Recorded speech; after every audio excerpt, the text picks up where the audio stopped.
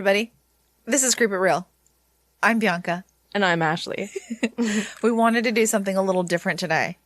It's still true crime, but in a completely different way. And we both hope and know that you will learn something, because we definitely relearned our history, which is, of course, so whitewashed. It's absolutely nauseating. What?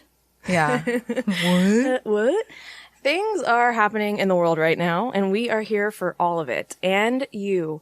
Creep It Real began in large part to share the stories of the underrepresented, and we are going to continue to do this in many ways. We will keep amplifying the voices of the disenfranchised, but also want to better understand the origin of this disenfranchisement and how it has spread throughout our system to make it what it is today. Racism and classism have been embedded into the very structures of our society in an insidious way, mind you, to target specific groups of people. We have to know our history in order to improve and not repeat our past mistakes. We can enact real change, contrary to what some of you might want to say. And if we put our actions behind our words, it's going to happen. We have to continue to fight for it. And for those of us who are allies, we have to use our privilege however we can. Part of that is taking a big old slice of humble pie and listening to the people of color who have been taking on this fight for a long, long time. So, fetch your cup of tea, pour yourself a drink, light up a J, however you get yourself stimulated to talk with us girls, and join us as we discuss the Black Codes, pig laws, and Jim Crow. Or, in other words, oh, you thought the 13th Amendment ended slavery? Oh. Bless your heart. Oh, your Texan came out. Yep. So let's just get into it. We're going to start off with Black Codes. So John Wilkes Booth killed Abraham Lincoln 5 days after the Civil War ended, leaving the job of repairing the nation on Andrew Johnson's shoulders. Granted, by all evidence, Lincoln had not come up with any sort of plan for what the South needed for recovery post-war, and was going to just kind of wing it, which he ultimately was unable to do. Because of the death. That part. That little... Though he was quite a superstitious man, so maybe his ghost could have come and given some hints about how he planned to do this. But Johnson was a Southerner, and he was a well-known white supremacist. He once wrote, "This is a country for white men, and by God, as long as I am president, it shall be a government for white men." Yuck. In 1866. Yuck is right. He was of the opinion that the South should be reintegrated into the Union ASAP, and so he placed military governors in each of the formerly Confederate states while they organized to elect their own leaders. He paid little to no mind to the somewhere around 3.9 million former slaves. Jesus. That's staggering, so many. Staggering number of people who had been, quote-unquote, freed by the Emancipation Proclamation. Though shortly before the war ended, Congress created the Freedmen's Bureau, which provided food and medical aid to former slaves. While it was incredibly underfunded, they did establish more than 4,000 schools in the South, where over 250,000 children and adults attended. They aimed to help the former slaves by making sure they had freely chosen their employer and received fair wages. Yeah, I'm sure. Johnson would later veto a bill extending the life of the Freedmen's Bureau, saying that the situation of the freedmen was not as bad as they once thought would be. And I think that was a ridiculous statement all around. There's really no evidence of that whatsoever. There were special courts that were established to settle disputes between black workers and white employers, and the Freedmen's Bureau could intervene in other cases where the rights of freedmen were threatened. That being said, black Americans were barred from testifying against whites in a court of law or serving on juries in a regular old court of law. So I don't really know how there could be any sort of fairness in that situation. No, absolutely not. I'm sure you'll not be shocked to hear that Southerners resented all of this, and they began the process of restoring their own rule of law, wherein they held constitutional conventions. President Johnson's Reconstruction Plan only permitted whites to participate and vote, so none of the states considered granting the right to vote to the freedmen, and in fact, South Carolina's provisional governor declared in his state constitutional convention that, quote, "this is a white man's government," once again. Not surprisingly, ex-Confederate leaders won elections for many of the state government offices in U.S. Congress. Woohoo! Yay! The new state legislatures immediately began work on much-needed public projects, which included free public education, which most assuredly did not include black children. The state legislature also began to pass laws which limited the freedom of the former slaves, which mirrored laws of colonial times, which placed severe restrictions on both slaves and emancipated blacks. Both of these groups could not vote, travel freely, serve on juries, work in occupations of their own choice, or even marry. And these legislatures saw no need to stop the tradition of unequal treatment of black people. As was stated in an editorial in the Macon, Georgia Daily Telegraph at the time, there is such a radical difference in the mental and moral nature of the white and black race that it would be impossible to secure order in a mixed community by the same law. That, obviously, was a terribly misguided and fucked up sentiment that was unfortunately a widely held opinion of white Southerners and many Northerners at the time, and unfortunately, to this day, I would say. That said, let us not neglect to mention that at the time, only 6 northern states allowed blacks to vote, which was New York, Maine, Massachusetts, New Hampshire, Rhode Island, and Vermont, which isn't really that great either. So it's funny because, you know, you do hear, and like the South obviously was far worse for black Americans, but the North really wasn't any better. No, it was no better. I actually have a story from a woman who was interviewed by a magazine about the differences between the South and the North. And she was like, it's not that different. Like, there were some differences, and some places were definitely better, but, we'll get into that later, but man, it's funny because everybody is equally shitty. Yes. These white Southerners also lived in a great fear that if the freedmen didn't continue to work for the white landowners, the economy of the South would crumble. Oh, God. Boo-hoo. But during the fall of 1865, a rumor began to spread that the federal government was going to grant 40 acres and a mule to every ex-slave on Christmas Day. And although they had confiscated some Confederate lands to give to freed slaves, they never actually intended to do it on a large scale. Of course not. No, of course. Like, who would believe such a thing? Though, with all the rumors, when Christmas Day came and went and no land was given, blacks in large numbers refused to sign work contracts with white landowners for the new year, while many white Southerners began spreading rumors that the blacks would rise in a coordinated rebellion when they weren't given the land, which stoked fears and prejudices and helped create the first black codes of 1865. So the southern states legally enacted black codes that allowed African Americans certain rights, such as legalized marriage, ownership of property, and limited access to the court system. And like Ashley just said, they were still denied the right to testify against the white population, to serve on juries, or in state militias.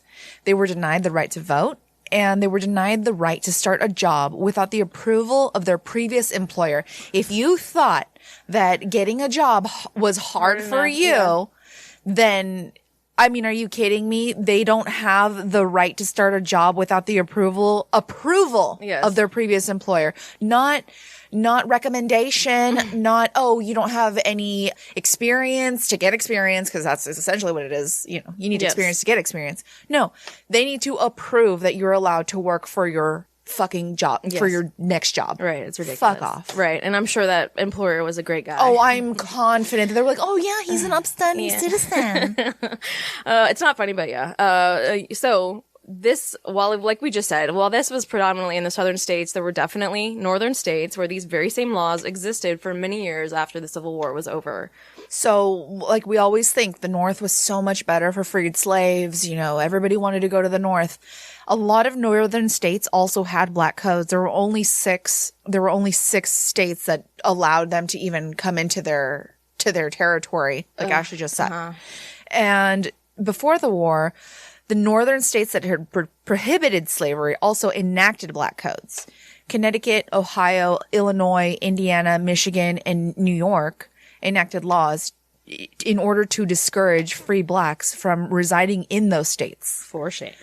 In 1832, James Kent, who was a New York juror and scholar, wrote that, quote, in most of the states, there's a distinction in respect to political privileges between free white persons and free colored persons of African blood.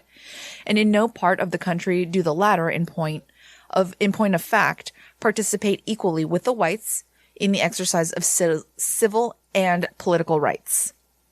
Some of the northern states repealed such laws around the same time that the Civil War ended and slavery was all abolished by constitutional amendment. Black codes were part of a larger pattern of the white population trying to maintain political dominance and suppress the freedmen, which were newly, like we just discussed, newly emancipated African American slaves. And black codes were essentially replacements for slave codes in those states. Black codes in the antebellum South strongly regulated the activities and behavior of black people, especially free black people who were not considered citizens. Chattel slaves basically lived under the complete control of their owners, so there was little need for extensive legislation. All southern states imposed at least minimal limits on slave punishment, for example, by making murder or life-threatening injury of slaves a crime, and a few states allowed slaves a limited right of self-defense. As slaves could not use the courts or sheriff or give testimony against a white man, in practice, this clearly meant little. Obviously. What good does it do you in that case? Mm-hmm. The first black code was enacted by Mississippi and was harsh and vindictive. South Carolina was shortly behind, with mildly less harsh but more encompassing regulations on the lives of people of color. South Carolina's black code defined a person of color, the only people to which the laws applied, of course, as anyone with more than 1/8 Negro blood. 1/8. And some, I read, various accounts about how race was determined, and, it's obviously in a large part visual. So there are Europeans from the South that have darker skin than the ones from the North. And that caused a bunch of problems, and people in general would treat you differently by the less fair your skin is, the worse they would treat you. Right, of course. A local newspaper editor at the time, Melville Myers, justified his state's black codes, word vomiting, that the Negro race has always been excluded as a separate class from all civilized governments and the family of nations, doomed by a mysterious and divine ordination of racism. Yeah. I mean, what in the hell? Like, trying to put that little spin on it. Divine ordination? Fuck yourself. So, some of its major features include, but are not limited to, the following. Civil rights. South Carolina's black codes defined the rights of freedmen, but mainly restricted their rights and really didn't grant black people more civil rights than they had before the Civil War. It declared persons of color now had right to acquire, own, and dispose of property, to make contracts, to enjoy the fruits of their labor, to sue and be sued. Oh, yay, they get to be sued. And they get to enjoy the fruits of their work, and to receive protection under the law in their persons and property.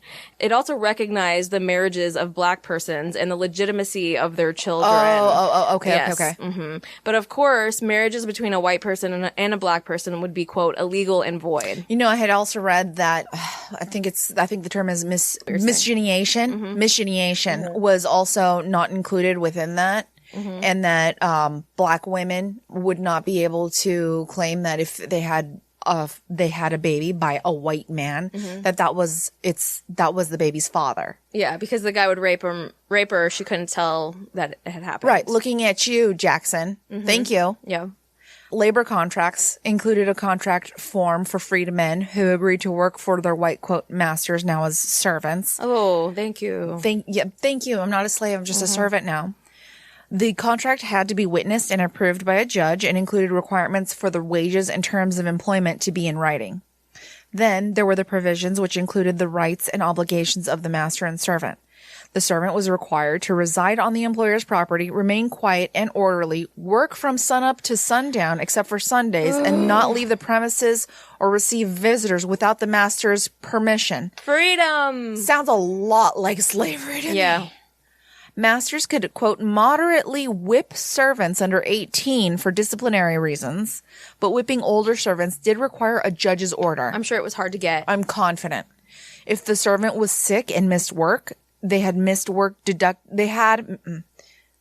the servant was sick and missed work, they had the missed work deducted from their wages, obviously, and if they quit before the date their contract was to end, they would forfeit all wages and could be arrested and returned to their masters by a judge's order. Oh. Though the law did claim to protect servants from being forced to perform, quote, unreasonable tasks, every single one of them were unreasonable tasks, if we're being quite honest. Really? So the next subject that they would, what do you say? Not subject. The next of the, what is it? I'm so terrible. Features. Why do we do this every time I have numbers and I'm like, what do I say? So the next one would be vagrancy. All Southern black codes used vagrancy laws to pressure freedmen to sign labor contracts. South Carolina's code didn't stop at only the, quote, unemployed, but also included gamblers and peddlers. It said that vagrants could be arrested and imprisoned at hard labor, but that the county sheriff could, quote, hire out black vagrants to white employers to work off their punishment. If you were white and arrested for vagrancy, the court would typically waive punishment by allowing them to take an oath of poverty. Oh. So that's good. Cool. Apprenticeship was the next point here.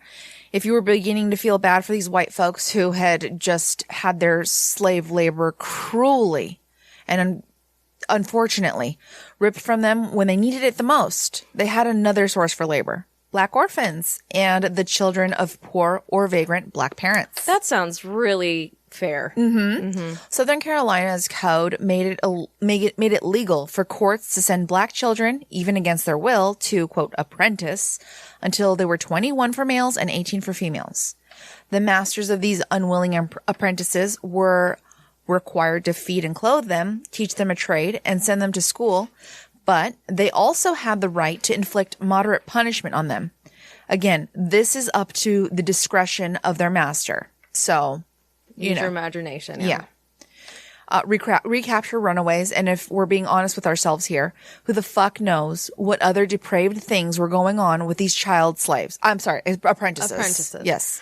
The next is Courts, Crimes, and Punishments, which established racially segregated court systems for cases that involved black plaintiffs or defendants.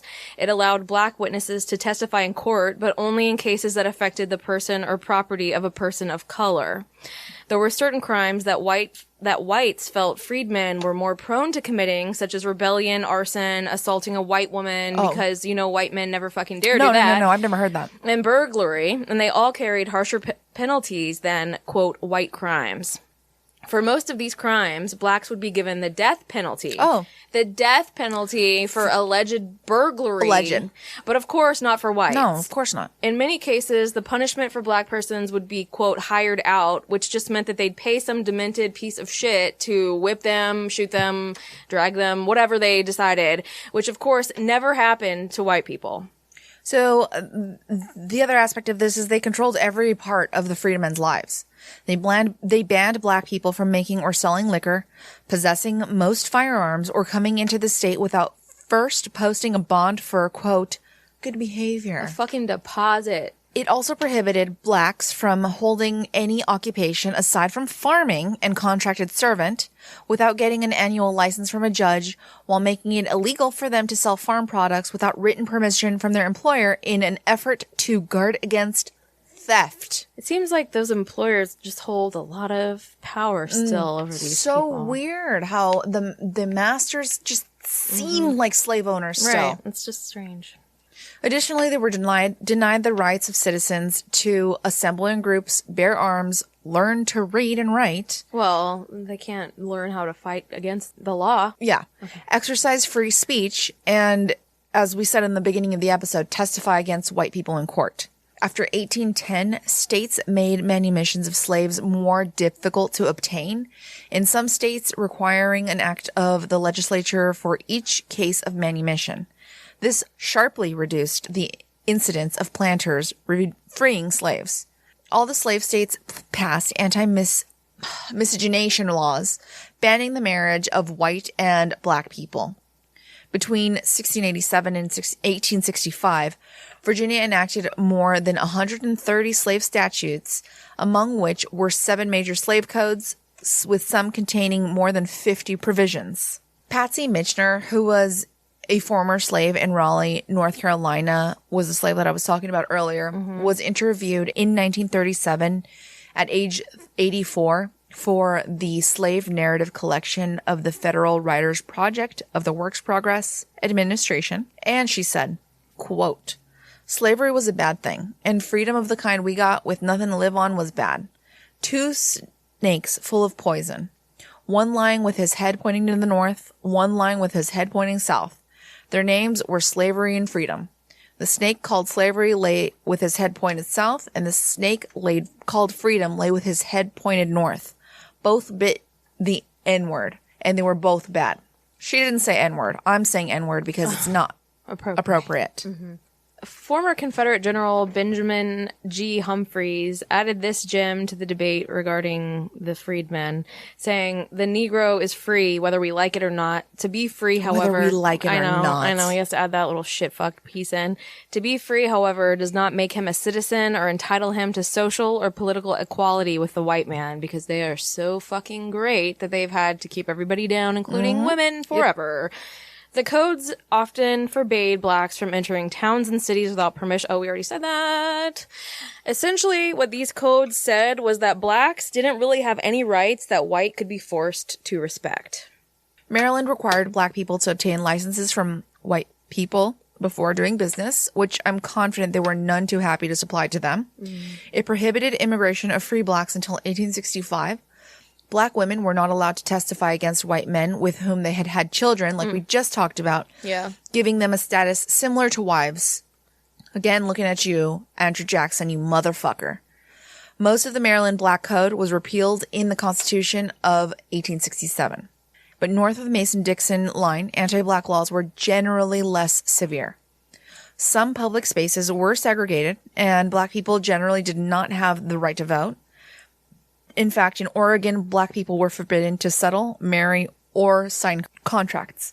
All the slave states passed anti-miscegenation laws, banning the marriage of white and black people, as did several new free states of the former Northwest Territory, including Indiana, Illinois, and Michigan. Ohio, Indiana, and Illinois shared borders with the slave states across the Ohio and Mississippi rivers, and the population of the southern parts of these states had generally migrated from the upper South. Their culture and values were more akin to those of the South across the river than those of the northern settlers who had migrated from New England and New York. In some states, these codes included vagrancy laws, which we talked about, and targeted unemployed black people, apprentice laws, which we just talked about, that made black orphans and dependents available for hire to whites, and commercial laws that excluded black people from certain trades and businesses and restricted their ownership of property. Again, like we just said, they can only take farm jobs. Article 13 of Indiana's 1851 Constitution stated, quote, "No Negro or mulatto should come into or settle in the state after adoption of this Constitution." The Indiana legislature decreed in 1843 that, quote, "colored students could not attend the public schools." The 1848 Constitution of Illinois contributed to the state legislature passing one of the harshest black code systems in the nation until the Civil War. This prohibited any black person from outside of the state from staying inside the state for more than 10 days, subjecting black people who violated that rule to arrest, detention, a $50 fine, or deportation. However, while slavery was illegal in Illinois, landowners in the southern parts of the state would legally bring in slaves from adjacent Kentucky and force them to do agricultural work for no wages.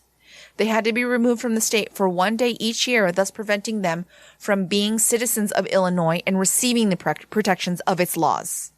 Little loophole. So the reason that we're talking about this, even though we had discussed the Emancipation Proclamation and all of that, is because in some states, black code legislation used text directly from the slave codes, simply substituting Negro or other words in place of what had been the place of slave. Mm-hmm. And if you think this is where it ends, the exact same conversation was had with one of Nixon's advisors. His actually top advisor. He's a piece of shit. Yes. We'll talk about him. We'll talk about him not this episode for sure, because there's too much before that. Yeah. But we will get into that. For sure. 100%. Mm-hmm. Thankfully, many Northerners were furious about the codes and protested their existence, accusing Southern whites of attempting to restore slavery. You think? A special congressional committee began an investigation into whether or not the white Southern Reconstruction should be allowed to continue. The Union military governors and the Freedmen's Bureau ultimately declared these black codes invalid, and so, fearing their power would soon be taken away, the states revised these codes.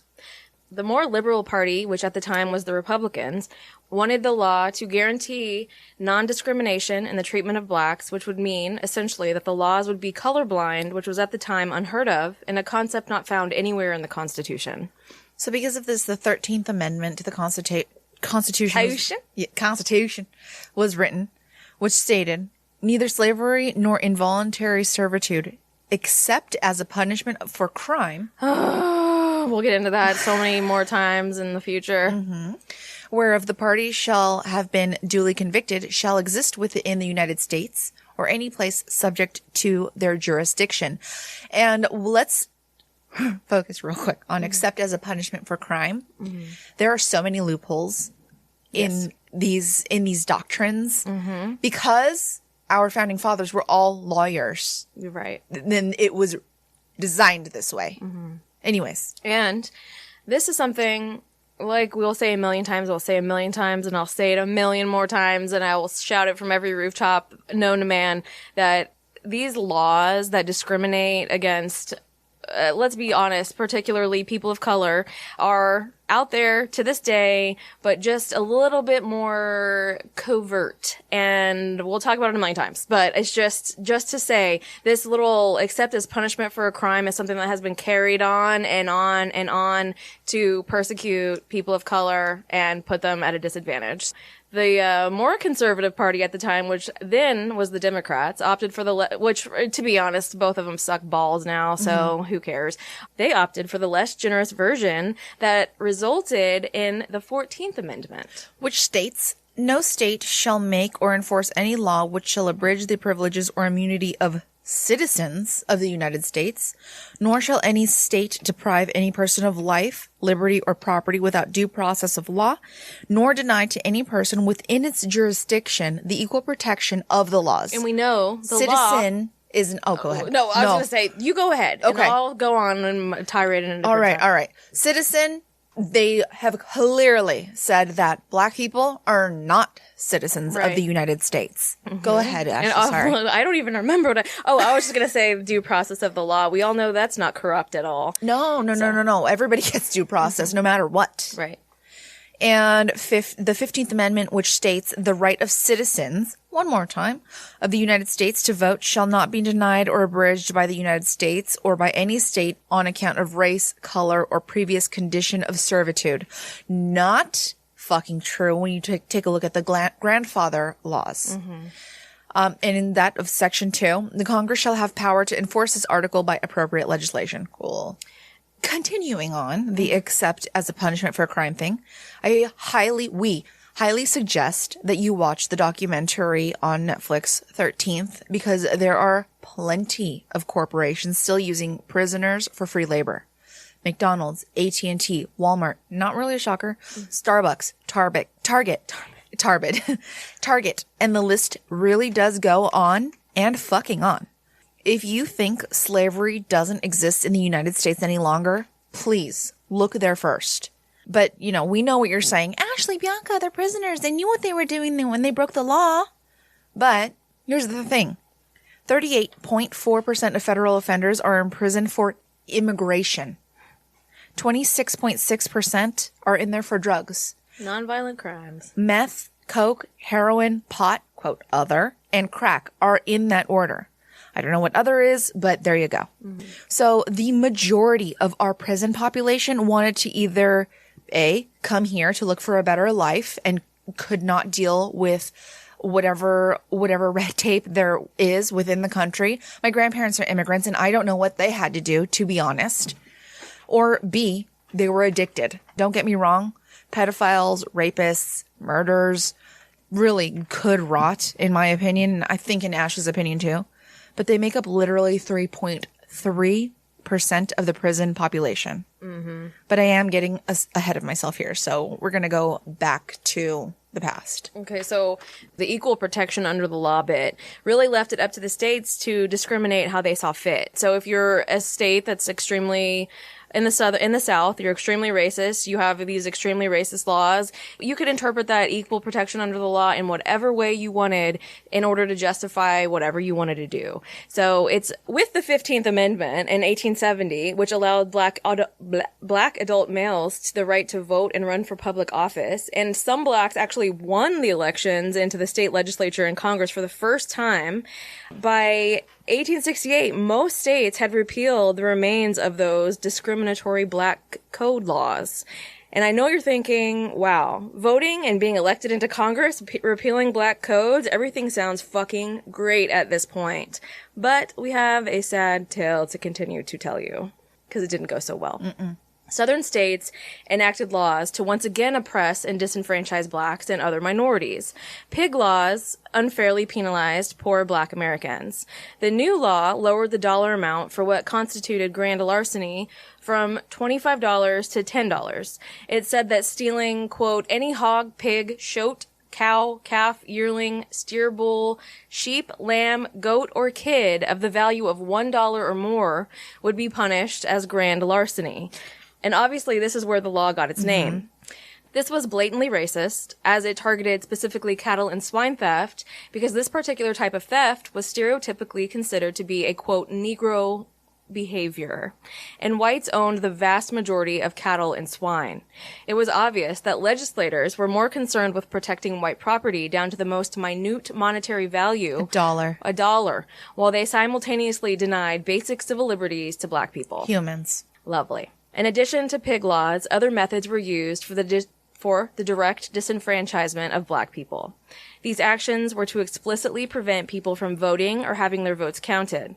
There was violence, the murder of those attempting to vote or to protect politicians. There was fraud. There was electoral fraud with ballot box stuffing. There were poll taxes, which required citizens to pay all back taxes before being allowed to vote, which reduced overall turnout by 16 to 28% due to poor black and white sharecroppers who rarely dealt in cash. The purpose was strictly to disenfranchise, not to collect revenue, of course, as not one state brought prosecution against anyone who could not pay the tax. So, 16 to 28% is a huge percentage that if you were some modern day politician, that would be an enormous impact on the election. So it was then as well. Though honestly, the way that you think about it is take 100 people. And of that, take out 28 people. That's what you have left. That's a lot. That's a lot of fucking people. They also had literacy tests, which had a large impact as 40 to 60% of black people were illiterate versus the 8 to 18% of whites. It doesn't even touch half of black people. 60%. God. There was also restrictive and arbitrary registration, which required frequent registrations or long terms of residence. They required addresses when many black neighborhoods lacked street names and numbers. So it was all just a matter of keeping black people from voting. And that continues to this day in various forms. So we talked about vagrancy laws, and those laws were put in place to further complicate black people's efforts to be considered not only a part of society, but just fucking human beings, man. The pig laws stayed on the books for decades and were expanded with even more discriminatory laws once the Jim Crow era began. During Reconstruction, the federal government expanded the vote to blacks in the South and provided some equal protection to black citizens. However, as Reconstruction failed, the white supremacists in the area began to use violence and intimidation to oppress the black people. What's new? In 1866, out of a sad cry for attention and being a big old bunch of panty-waist babies, the Ku Klux Klan was founded in Pulaski, Tennessee, to combat Reconstruction reforms and intimidate black Americans, keeping them securely under the control of Southern white society, where no one should be. They derived their name from, I'm kidding. Aren't you Southern? Yeah, and I don't hate Texas either. They derived their name from kuklos, the Greek word for circle, because that's how they stand when they jerk each other off. These assholes had the goal of suppressing any black person who offended white sensibilities and any white who defended black aspirations to achieve full citizenship. They would later be joined by the Knights of the White Camellia, the White Brotherhood, and the Pale Faces. Come on now, with those names. I could not think of a more panty-waist bunch of panty wastes. These racist garbage terrorist organizations used fear, violence, and murder to overthrow reform-minded local governments and restore white supremacy, and were somewhat successful, but would largely fade away until their resurgence, unfortunately, in the 1920s. It was really the late mid-19-teens, but tensions were lessening significantly, and most of the other formerly Confederate states, besides Mississippi and South Carolina, wrote black codes that focused more on the equality of whites and blacks, but it was too little too late, and I guarantee that equality was not that equal, considering today's equality is not that equal. Under the direction of the new Congress, which had just impeached President Johnson after he was a general pain in the ass regarding any progress they were attempting to make with Reconstruction, many southern states held new constitutional conventions during 1867 and 1868. It's so weird to say 1860 anything. Yeah. Freedmen were allowed to vote and participate this time around, but Reconstruction was but a flicker in the northern whites' eyes, and by 1877, they'd lost all interest in helping the southern blacks. Federal troops withdrew from the South, and so it returned to white local rule. There was an overwhelming feeling in the country that Reconstruction had failed, and along with economic troubles and a more conservative leaning throughout the entire country, there was a growing respectability for racist attitudes. Black disenfranchisement and oppression against blacks and other minority groups quickly followed, which is just frickin' great. And that's when the whites regained control of southern states' governments, and they began to enact those laws that oppressed black people through segregation and disenfranchisement. Though the 1875 Civil Rights Act had stated that all races were entitled to equal treatment in public accommodations, an 1883 Supreme Court decision clarified that the law did not apply to private persons or corporations. And then the Supreme Court in 1896 ruled in Plessy versus Ferguson that the, quote, separate but equal doctrine was constitutional. So what happened in 1892 was a planned act of civil disobedience. Plessy boarded a train in New Orleans and sat in the car reserved for whites only. Plessy, a man who was 1/8 black but classified as black by Louisiana law, refused to leave in order to trigger a case about the legality of segregation. In 1896, after years of appeals, the Supreme Court ruled that, quote, separate but equal was fair and was not a violation of the 14th Amendment requiring equal protection to all. This ruling signaled the federal government's and North's unwillingness to challenge segregation or the oppression of blacks in the South. This decision was the icing on the cake to Southerners, and after the 1875 Civil Rights Act had been nullified, they were feeling a bit emboldened in their handling of what they dubbed their, quote, Negro problem, and the Plessy decision made them feel justified in whatever way they wanted to handle it. After the 1896 Plessy versus Ferguson decision, segregation became even more ensconced through a battery of Southern laws and social customs. We just talked about it very briefly, known as Jim Crow. Poll taxes, literacy requirements, and grandfather clauses not only prevented black people from voting, but also made them ineligible to serve on jury pools or run for office. Separate but equal and Jim Crow remained unchallenged until Brown versus Board of Education in 1954 and the Civil Rights Act of 1964. Which we will get into further down the road. If you were just learning about them, though, Jim Crow laws were state and local laws that enforced racial segregation in the southern United States. All were enacted by white Democratic-dominated state legislatures to disenfranchise and remove political and economic gains made by black people during the Reconstruction period and enforced until 1965. The phrase Jim Crow law can be found as early as 1892 in the title of a New York Times article about Louisiana requiring segregated railroad cars. The origin of the phrase Jim Crow has often been attributed to Jump Jim Crow, which was a song and dance caricature of black people performed by white actor Thomas D. Rice in blackface, which first surfaced in 1828 and was used to satirize Andrew Jackson's populist policies. As a result of Rice's fame, Jim Crow, by 1838, had become a pejorative expression meaning black person, and when Southern legislatures passed laws of racial segregation directed against black people at the end of the 19th century, these statutes became known as Jim Crow laws.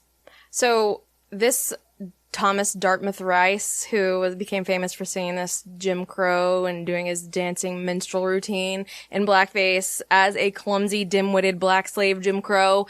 This toured all around the United States and Great Britain, so it's pretty serious. It got popular, and you UK listeners over there aren't excused from this kind of fuckery.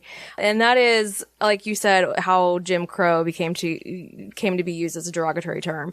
Now, these anti-black laws that were later dubbed Jim Crow laws, they were a codified system of racial segregation that restricted the economic and civil rights of black Americans, and it affected almost every aspect of their daily life. These laws and the racism behind them appealed to whites who feared losing their jobs to blacks, as they were all going through a dang depression. And we feel you there, bud. But in that same vein, many whites began to physically fear blacks. By the turn of the century, most black Americans had no first-hand slavery experience, and some of the younger, better educated blacks were pushing for better opportunities and even gasp equality. And for the first time, the white man felt a threat to the unequivocal supremacy of their race. They were no longer okay with leaving things up to interpretation of the state, and set out to make sure that the black Americans' place in Southern society was explicitly laid out clearly in law. And thus began the slow slide where over a 20-year span, black individuals would lose almost all the rights that they had gained at the end of the Civil War. And the legalization of Jim Crow made it a fundamental principle that any white person was superior to any black person, no exception. Worse yet, these fucked up laws made it legal to deny their rights and their freedoms.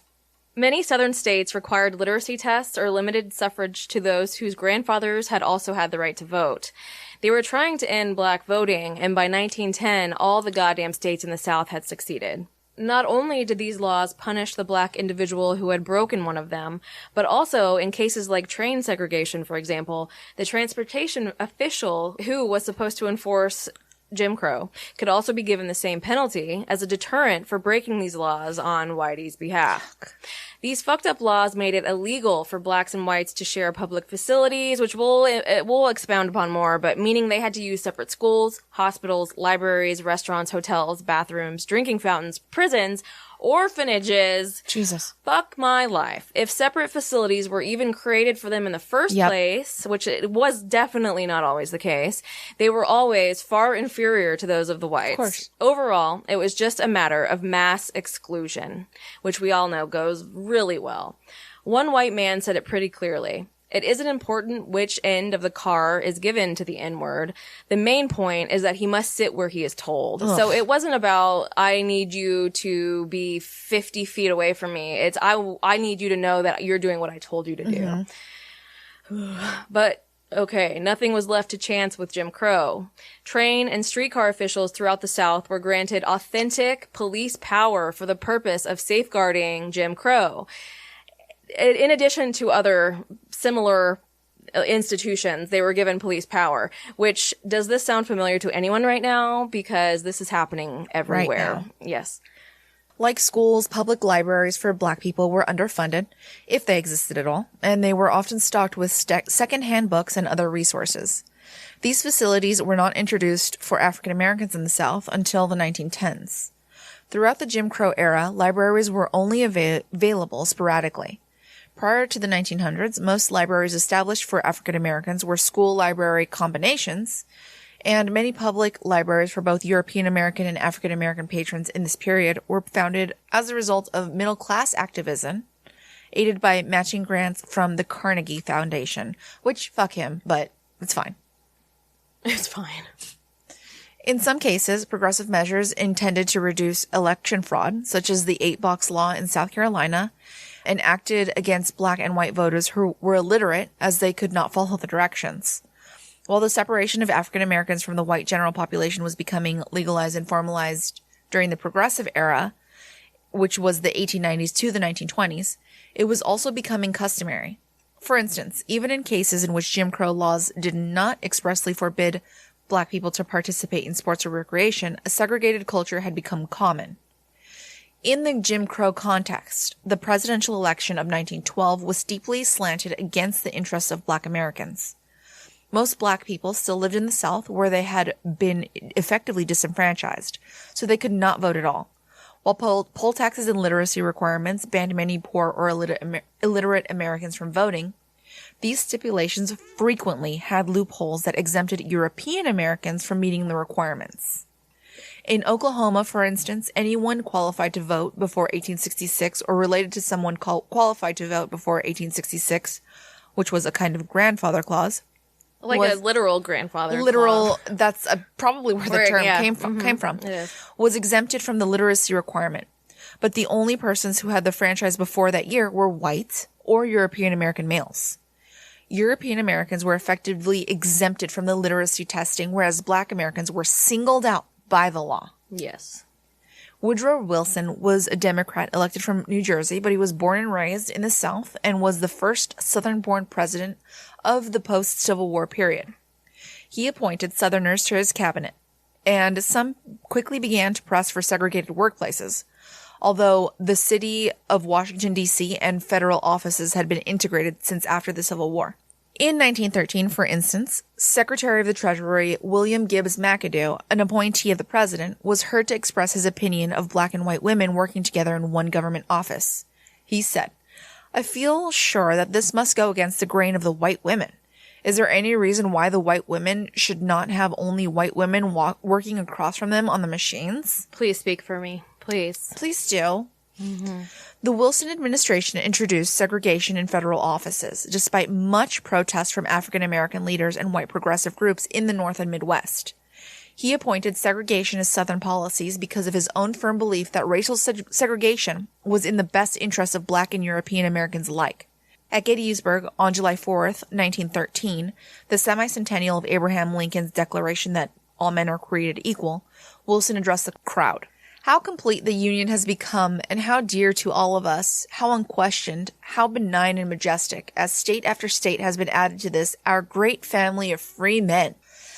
In sharp contrast to Wilson, a Washington Bee editorial wondered if the, quote, reunion of 1913 was a reunion of those who fought for the extinction of slavery, or a reunion of those who fought to perpetuate slavery, and who are now employing every artifice and argument known to deceit to present emancipation as a failed venture. Historian David W. Blight notes that the Peace Jubilee at which Wilson presided at Gettysburg in 1913 was a Jim Crow reunion, and white supremacy might be said to have been the silent, invisible master of ceremonies. Great. In Texas, several towns adopted residential segregation laws between 1910 and the 1920s. Legal strictures called for segregated water fountains and restrooms. Jim Crow laws were a product of what had become the solidly Democratic South due to the disenfranchisement of Blacks.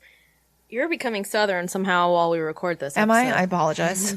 I apologize. So, just as an example of just how ridiculous this got, a Mississippi Act of the early 1900s permitted the state's White Ladies Auxiliary Cemetery Association, which what the fuck is that, to dig up Black corpses from the, quote, white cemeteries to be placed in a cemetery, quote, reserved for Blacks. Fuck off. As no Black and white soul be mingling for all eternity, please. Along those lines, churches began to make it clear that Black folks were wholly unwelcome in the white congregations. Oh, okay. Yeah, well, because that's in the Bible, right? In some places, they were legally barred from doing so. Oh my God. But really, though, the origin story of modern humans in the Bible is inherently racist. So really, what the fuck do we expect? Right. Because, you know, Noah's sons and his 3 sons and the darkest skinned troublemaker son of all. So what do we really expect? But seriously, though, I'm sure his main tenet was segregate everything, hate everyone, make sure that you only stick to people that are just like you, right? Oh, by the way, Jesus as a Middle Eastern man for sure. If he even was a real anything.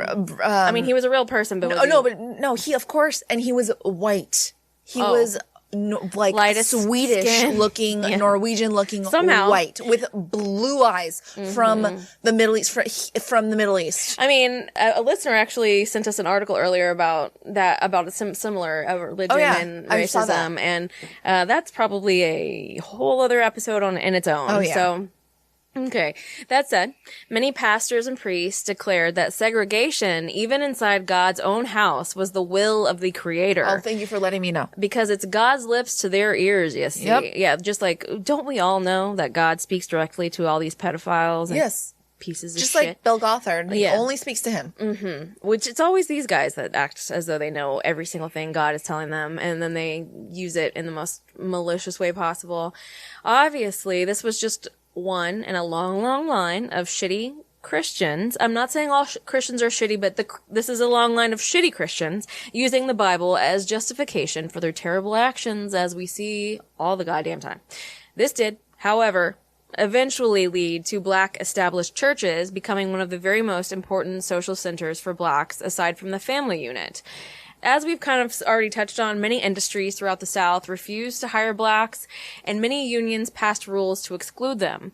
Of the few industries that would employ Black Americans, such as South Carolina's textile workers, while they may work for the same company, they could not work in the same room, enter the same door, or gaze longingly out the same damn windows, because, you know, that would hurt their white sensibilities to know that they're sharing the same window gazing with Black eyeballs. Window gazing. Oh my word. In North Carolina, Black and white students couldn't use the same textbooks. And in Florida, the books couldn't even be stored in the same goddamn facility. God. Because what? Black is just going to jump off them books at you? Yep. Like, I don't get it. I do not understand the Jesus arbitrary, Christ. just absolute.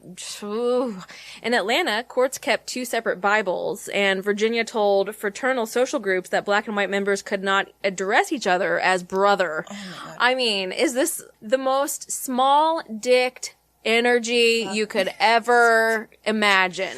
Honestly, and then, you know, what's fucked up is that in the Civil War, Black people did fight. Right. For their masters. Right. And for freedom. Fuck you. Right. So, in Richmond, an individual could not live on a street unless most of the other residents were people that individual could marry. And one could not marry someone of a different race. So, Blacks were segregated and strictly for their designated races. In Virginia, they designated entire districts as either Black or white, and specified that each could only be occupied by only one race after borders were formally drawn. Essentially, as writer Gerald M. Packard said in a book I am reading, he wrote that they essentially ghettoized the state's cities formally with districting. I mean, like, this is something that...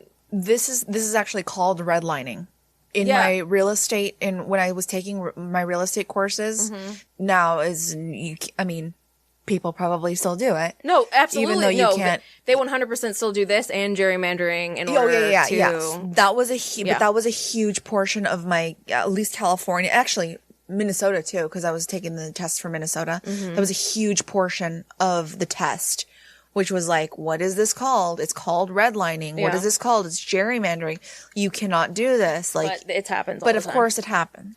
For Black districts to be named such heinous names as...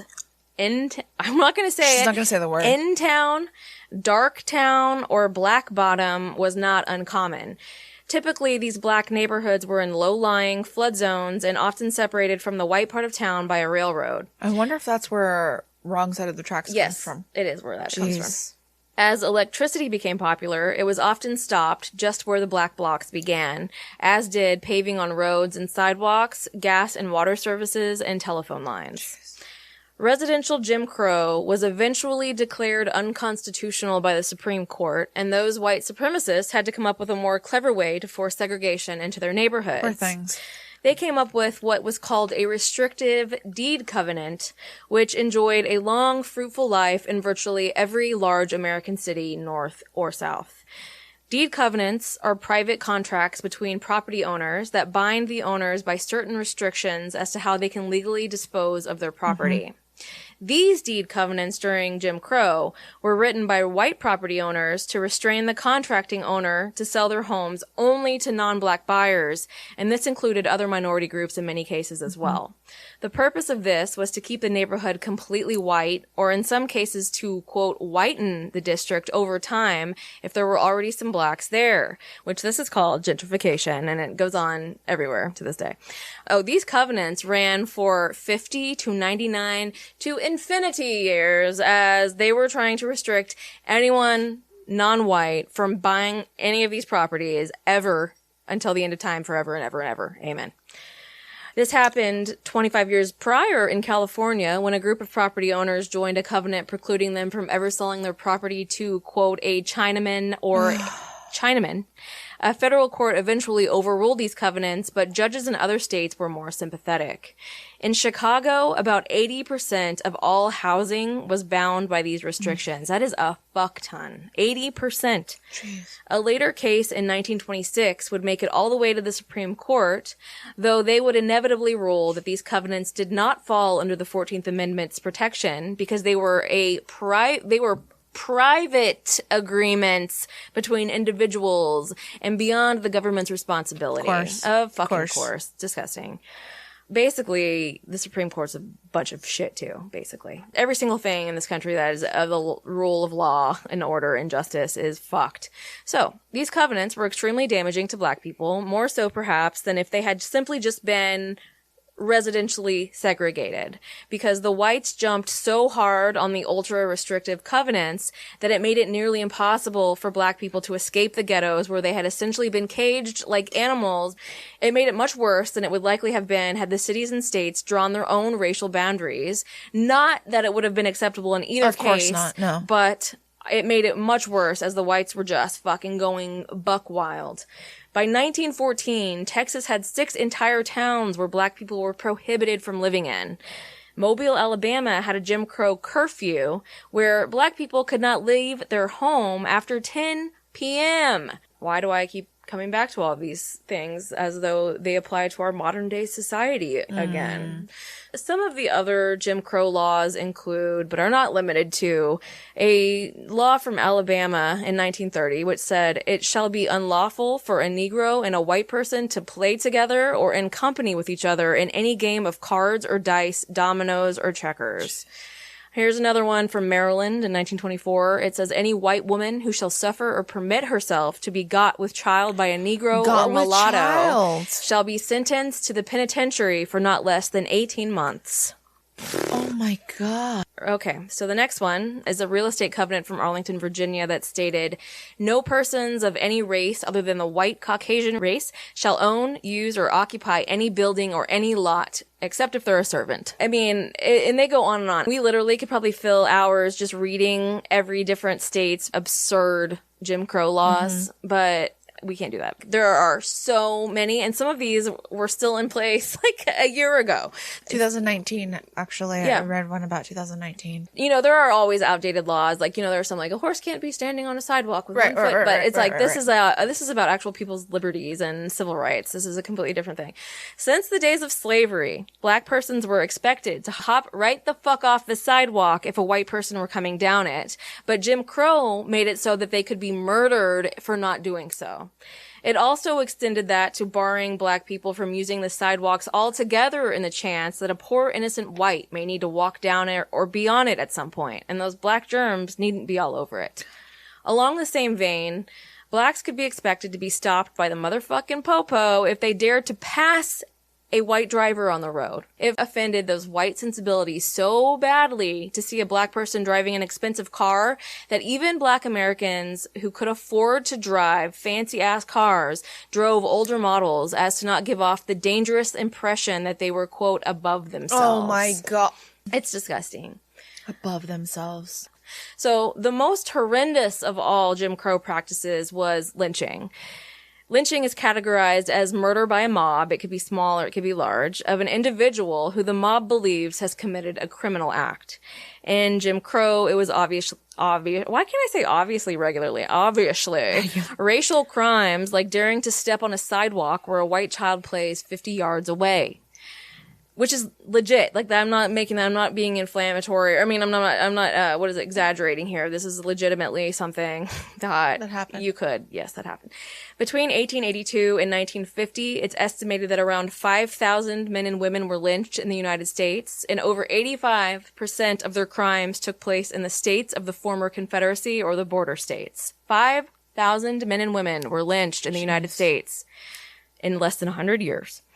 So while American lynchings were not strictly carried out in the South, they were endemic there. And they were most commonly carried out by hanging, though that was often accompanied by other forms of torture, such as genital mutilation or removal. The KKK specialized in kidnapping men and then shooting them to death. And women, actually. This definitely did not exclude women. Locals would then say that the dead person had, quote, moved. Mm-hmm. There's a story of a man named Henry Lowry. He was a 40-year-old black man who was, by all accounts, an honest, hardworking, inoffensive man by everyone that knew him, except for, of course, his master. He and his wife and their 6-year-old daughter lived on O.T. Craig's farm in Arkansas as a sharecropper in 1921. So sharecropping is a form of agriculture in which a landowner allows a tenant to use the land in return for a share of the crops produced on the land. So you're essentially, you have this little plot of land and you work it and they allow you to keep some of the food. That's really the basic, the long and short of it. And you pay for this, you pay this person for this land. It was essentially... Sounds like feudalism. It's almost some of the only... It's for a lot of freed black people, it was their only option after the war. Mm-hmm. So after hearing rumors that Craig, his boss, may move and worried that he may never be paid for his share of the land, Lowry confronted Craig about settling his crop share. And a black man confronting a white man was a serious situation. But when I say confronted, I mean he came and kindly asked him, could I be paid for my share of the land, which was, I'm sure, what some a confrontation. I know. So one of Craig's sons came out and hit him, and he left. So he came out, slugged him in the face, and then Lowry left. A few days later, Henry Lowry came back to ask for a settlement, which seemed like a reasonable enough request, but Craig hit him with a piece of wood, and then his son ran out and shot him. Oh my God. Henry, who had brought his own gun with him, fired back, killing the elder Craig. Oh my God. But also mortally wounding his son and his wife, who had wandered out onto the porch to see what was going on. So you can only imagine this did not end well. He would flee, but was later captured, after which he was tied to a massive log and leaves were piled around his feet. The people, which were plentiful, men and women, poured gasoline over the leaves and lit them. Lowry began to roast slowly, and the men and women threw more dry leaves on the fire, essentially treating it like a campfire, like they were joyously attending a fucking little bonfire. And they said that Henry Lowry didn't make a peep. He never said one word or made a noise.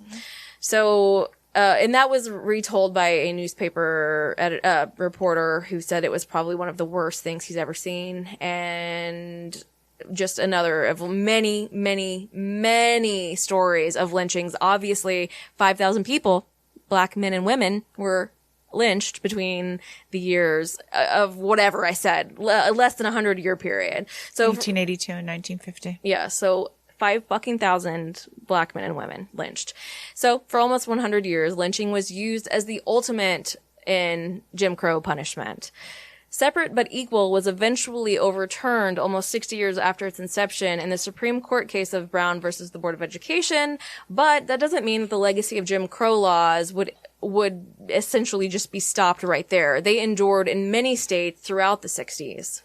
There were attempts to break Jim Crow, however, earlier than that.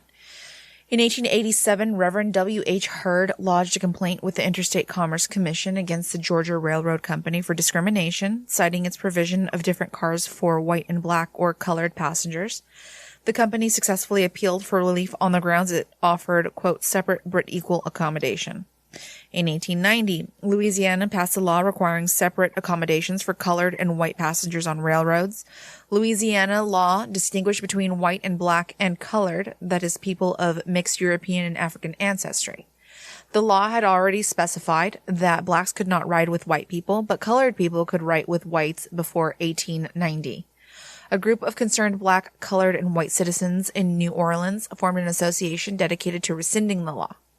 The group persuaded Homer Plessy to test it, which was the Plessy versus Ferguson law. In 1908, Congress defeated an attempt to introduce segregated streetcars into the capital. White Southerners encountered problems in learning free labor management after the end of slavery, and they resented black Americans who represented the Confederacy's Civil War defeat.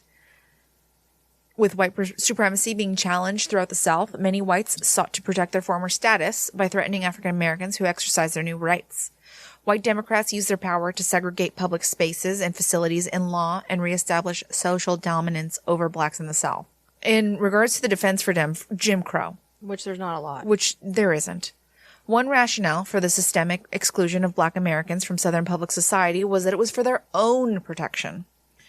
An early 20th century scholar suggested that allowing black people to attend white schools would mean, quote, constantly subjecting them to adverse feeling and opinion, which might lead to a, quote, morbid race consciousness. Yes, because making them, excluding them from every possible thing they can be excluded from makes them feel no morbid race consciousness at all. Did you read my next sentence? No. Because I'm sure they didn't feel that way when they were told they could only use, quote, black bathrooms and black train cars. This perspective took an anti-black sentiment for granted because bigotry was widespread in the South after slavery became a racial caste system. So, as we've already spoken about in the Civil War, there were plenty of black Americans who served in the Civil War, and over 360 black men served in World War I, and when it was through, the country welcomed them home with 25 major race riots. Welcome home. The most serious riot took place in Chicago, where white mobs lynched veterans in uniform, which is really fucking classy, class act. Following these horrific events, the National Association for the Advancement of Colored People, which was founded in 1909, and the Urban League publicized the abuses and worked for change. NAACP. Oh. That's what that is. Yeah. Oh, okay. Okay. So, they would gain support from both races, but the 20s and 30s would see new Jim Crow laws being put in place across the country. In 1944, a Swede visiting the southern U.S. declared that segregation was so complete that whites did not see blacks unless they were being served by them, which is gross. The goddamn garbage Klan had a revival in 1915, and by mid-1920, they were once again a powerful political force, but this time, their influence spanned across both the South and the North. They dragged themselves from place to place, leaving their slimy, nasty trail, spreading hatred against blacks, Catholics, Jews, and other immigrants. Although Klan membership took a hit due to a series of scandals among its leadership, which I really want to know, and I didn't look into it at this point, what do you have to do to be too scandalous for a group of hate-filled racist demons? But by that point, they had inflamed racial hatred quite a bit, while strengthening the political power of white supremacists in many parts of the country. And the halitosis of the current day members still lingers in many corners of society today. So let's move a little further along our timeline to World War II. By the beginning of World War II, more than 80% of urban black Americans lived in rigidly segregated inner-city ghettos. These districts were built in patterns of extreme segregation that remain to this very day. These were the, quote, legal ways that whites kept black Americans from living in their hood, but this was by no means the only or even the main way that they made sure this happened, as good old terror has always proved to be the white supremacist weapon of choice. Chicago racists used homemade bombs to, quote, fix the pesky issue of blacks moving outside their own neighborhoods, along with the white real estate brokers who sold or rented the properties. Between July 1917 and March 1921, there were 58 homemade bomb explosions wherein 2 black individuals were killed and multiple people, black, white, whatever, were injured. That's an average of 1 bomb every 21 days for 3 years and 8 months, which is awful. When you hear that number 58, you're like, I mean, it's a lot, but And then you think 1 bomb every 21 days for 3 years and 8 months. That's like having 1 terrible catastrophe terrorist attack every 3 weeks. That's awful. That's awful. And all that time, there were only 2 people who were apprehended, of course, giving credence to the notion that these types of crimes would go unpunished. Which they did. They did. That's obviously what happened. But of course, if you were the one moving into an area that whites thought to be above your status, they could do whatever the fuck they wanted to you legally, including stoning. That was a popular way to try to get rid of people who you thought shouldn't be living in your neighborhood. There were some all-white southern towns that would place warning signs on the highways to warn blacks away with hate. They would say things like, N-word, if you can read, you'd better run. If you can't read, you'd better run anyway. When I lived in Texas, when I was in Shepherd, I was on my way to Dallas, and there were sundown towns on my way to Dallas that said, if you better not let the sun come down on your N-word ass. I thought the signs that were like, abortion is, go to hell, Democrats, abortion, gays, but that's... Yeah. Wow. Yeah, and I didn't even know that existed. And this was in 2011, I think. I had clue that this whole experience has been so fucking eye-opening for me to know that still existed. I mean, I knew it then in 2011, and that was on the way from, I mean, Shepherd is in the middle of fucking podunk nowhere, Wichita Falls, Texas, to Dallas, which is Dallas. I've made the drive from Dallas to Wichita Falls, and you get it. Yeah, so it's definitely I wouldn't expect. I would expect. I wouldn't expect. It's like right. I would hope that we would not be doing things like they were doing in the early 1900s. Right. But, you know, we're so far past that, everybody. Get over it, right? So, again, the sign said, N-word, if you can read, you'd better run. If you can't read, you'd better run away. So that makes everybody feel good. I really just basically want to blow up the whole world at this point. So, can you imagine how all of your friends of color are feeling in general? Okay, so World War II changed America in a lot of ways as the enemy that we had in Hitler and his vile ideas of a, quote, master race was eerily similar to the white supremacy running rampant throughout the country. But you hear people just like, oh, Hitler's terrible. And then it's like, oh, wait a second, you're the exact same way with your fucking stealthy racism. Yep. Anyway, Jim Crow laws shocked the UN delegates who reported home about our backward practices and left them questioning their devotion to democratic ideas.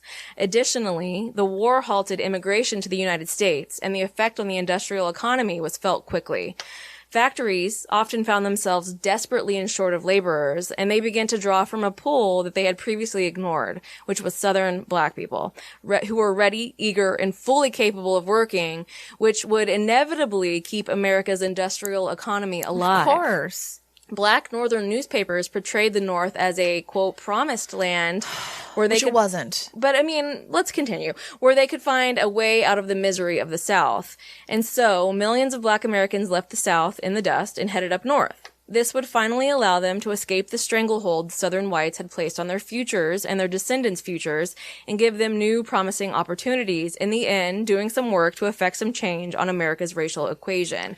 Now, you are right, and we'll expound a little bit more. You are right, but also it did change, even if the immediate situation wasn't that much better, it did change the possibilities for the future of their families. Yeah. So it did make a bit of a difference. So this was known as the Great Migration, you know? Yeah. Okay. I didn't know if you knew, sorry. Oh, no, it's fine. I mean, give me all the information that you want to.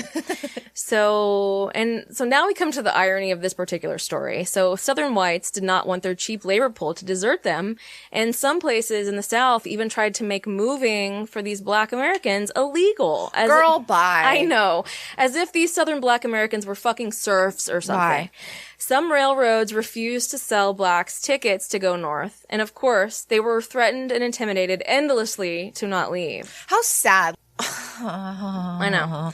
Well, let's fucking keep you down, but please don't leave. Right.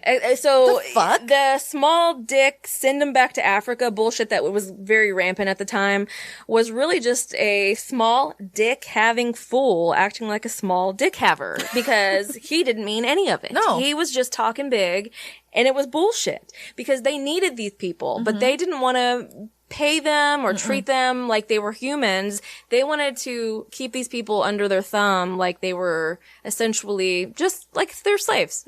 So one black man who moved from Mississippi to Chicago wrote a letter home that is truly heartbreaking because of just how little it took to make him feel better.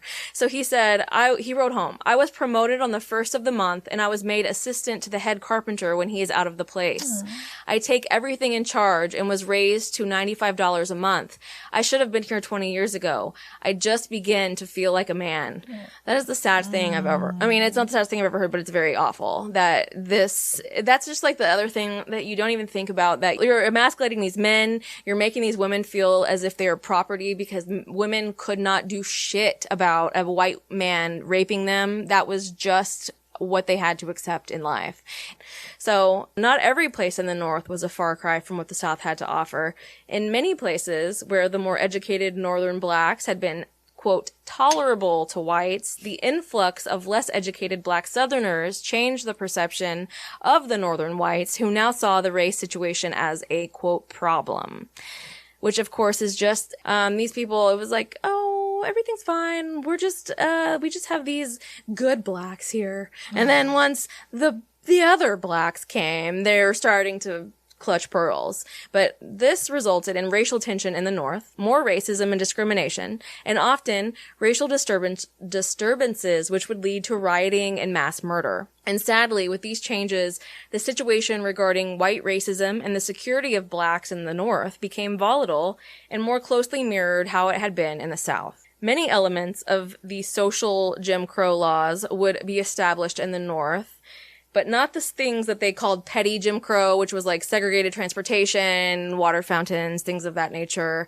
Though, due to the fact that there were no legal protections in place for Black Americans from this type of treatment, it was still possible in the North for them to be discriminated against and disenfranchised in millions of different ways, just like it was in the South. But in these segregated northern ghettos, Black Americans slowly began to obtain political influence for the first time since Reconstruction.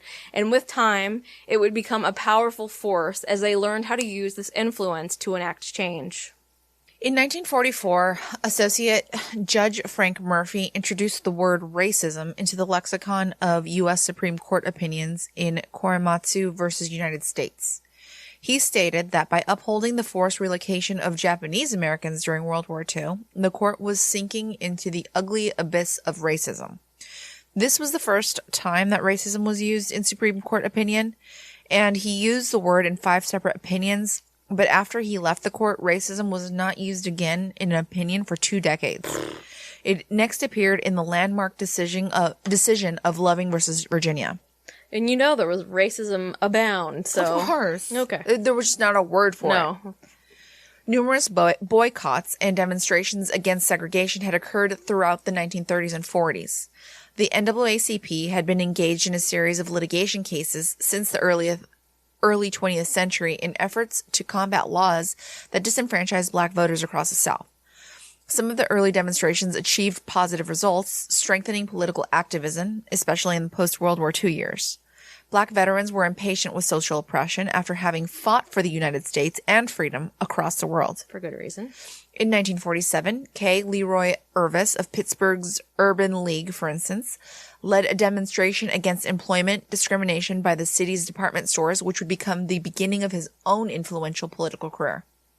After World War II, people of color increasingly challenged segregation as they believed they had more than earned the right to be treated as full citizens because of their military service and sacrifice. Also because they're humans. Right. The civil rights movement was energized by a number of flashpoints, including the 1946 police beating and blinding of a Black World War II veteran named Isaac Woodward while he was in U.S. Army uniform. In 1948, President Truman sought to promote racial equality and urged Congress to abolish the poll tax, enforce fair voting and hiring practices, and end Jim Crow transportation between states. A few southern states threw a temper tantrum, but oh well.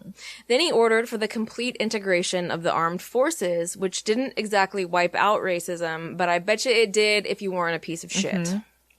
As the civil rights movement gained momentum and used federal courts to attack Jim Crow statutes, the white-dominated governments of many of the southern states countered by passing alternative forms of restrictions. Historian William Chafe has explored the defensive techniques developed inside the African American community to avoid the worst features of Jim Crow, as expressed in the legal system, unbalanced economic power, and intimidation and psychological pressure. Chafe says protective socialization by blacks themselves was created inside the community in order to accommodate white-imposed sanctions while subtly encouraging challenges to those sanctions. Known as walking the tightrope, such efforts at bringing about change were only slightly effective before the 1920s. However, this did build the foundation for later generations to advance racial equality and desegregation. Chafe argued that the places essential for change to begin were institutions, particularly black churches, which functioned as centers for community building and discussion of politics. Additionally, some all-black communities, such as Mound Bayou, Mississippi, and Ruthville, Virginia, served as sources of pride and inspiration for black society as a whole. Over time, pushback and open defiance of the oppressive existing laws grew until it reached a boiling point in the aggressive, large-scale activism of the 1950s civil rights movement. And that is where we're going to end this episode. In the next episode, we are going to pick right back up with the civil rights movement and discuss some civil rights leaders that you may have heard of before, and then a lot that you probably haven't because you were taught about 2 of them in school. Anyway, thank you for listening to this episode about these disgusting laws that have, essentially shaped our current laws that are in place now. And we'll kind of go into how these laws evolved next episode, but I'm going to stop talking about next episode because every time I listen to last podcast, I get annoyed whenever they're like, next episode, we're going to go for 15 minutes. They're like, next episode, we're going to talk about this. Yeah. We're kind of priming you for more to come because there is so much to talk about as far as how fucked up the justice system in this country is.